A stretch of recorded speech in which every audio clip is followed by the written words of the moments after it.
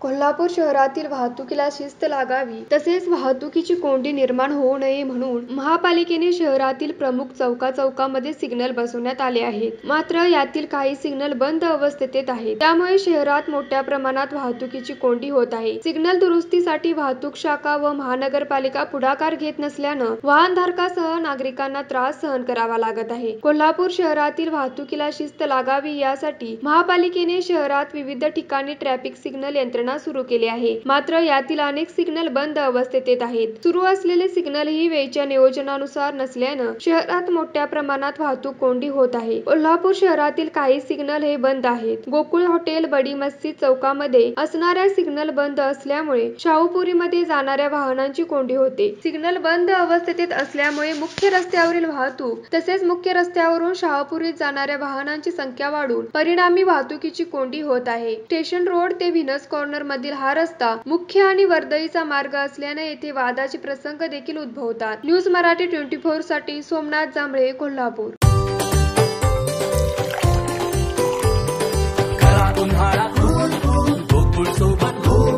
गोकुळच्या ताक, दही आणि लस्सी सोबत हा उन्हाळा बनवा अधिक टेस्टी, अधिक कूल.